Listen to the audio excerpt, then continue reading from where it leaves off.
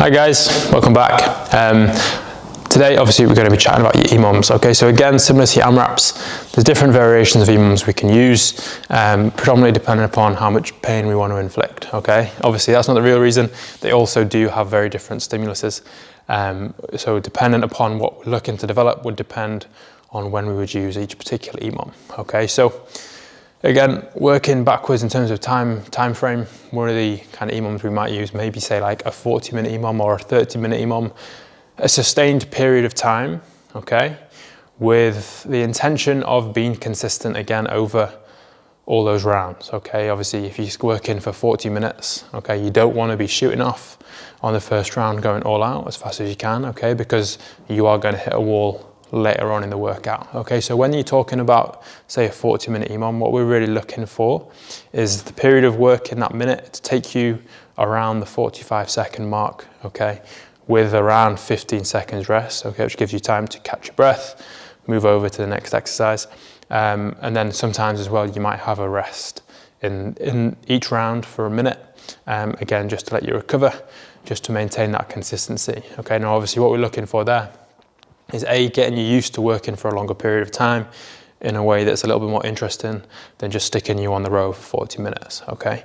So obviously your heart rate, similar to your longer AMRAP, is going to be a very kind of steady but consistent rise as you progress through the workout, okay? Generally with the movements that we might set, we'd be looking for you to work unbroken through each minute so you can maintain that degree of consistency, okay, which is why we'll tend to use movements such as, obviously, say, any of the cardio machines, or lighter or more body weight movements, so things like wall balls, kettlebell swings, double unders, because they lend themselves to the specific stimulus that we're trying to get. Obviously, if we put something in there like, say, you know, deadlifts, particularly heavy deadlifts, then it's going to be very hard for you to maintain a level of consistency over a 40-minute period just because of the load that something like heavy deadlifts takes on your body, okay?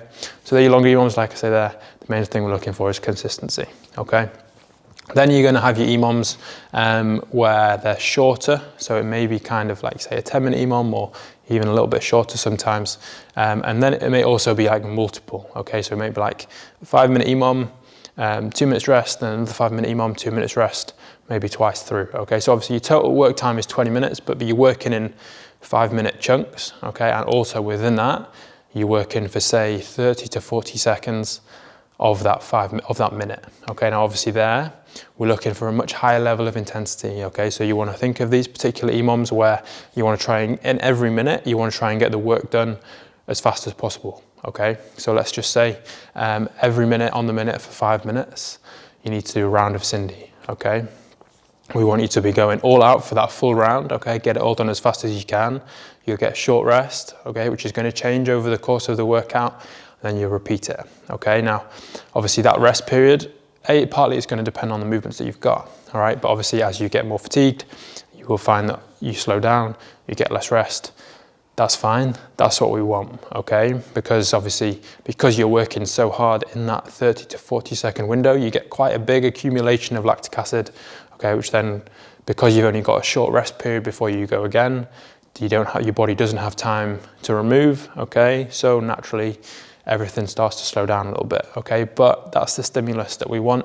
That's what we're trying to get used to, being able to tolerate high levels of lactic acid, okay? Because in the long run, that's going to mean that when it does come to, say, your qualifying workout, your competition workout, where you've got to keep moving, you can tolerate that lactic acid better than the next person, which means you can maintain a higher average pace, okay? Now, obviously, as well, when it's a shorter EMOM, it's mentally, okay? You want to just focus on taking each minute at a time, okay? Try not to think too far ahead, all right? And, you know, if you get to a point where you're getting kind of less than 5 seconds rest between minutes, again, that's fine, all right? Just because it's an EMOM doesn't mean you're entitled to rest, okay? You've got to earn that rest, and obviously to earn it, you've got to go faster, all right?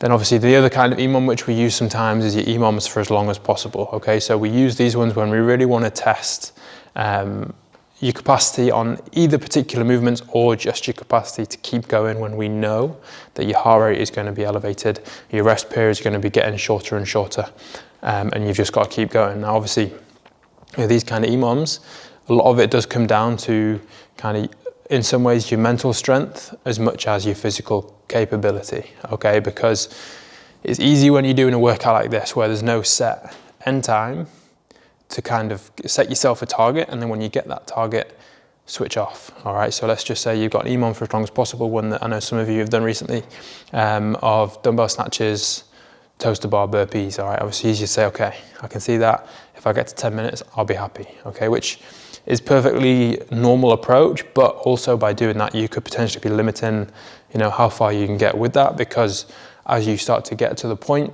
of say 10 minutes, you can start to tell yourself that you're feeling a little bit tired, that you need to slow down, and then you get to that mark, and not long after that, there's a good chance that you're going to stop the workout. Okay, so on the flip side of that, what you want to do is just literally just take every minute as it comes. Okay, just keep ticking off the minutes, and eventually you kind of go into autopilot a little bit, where you can just keep ticking them off, even though your rest is getting shorter.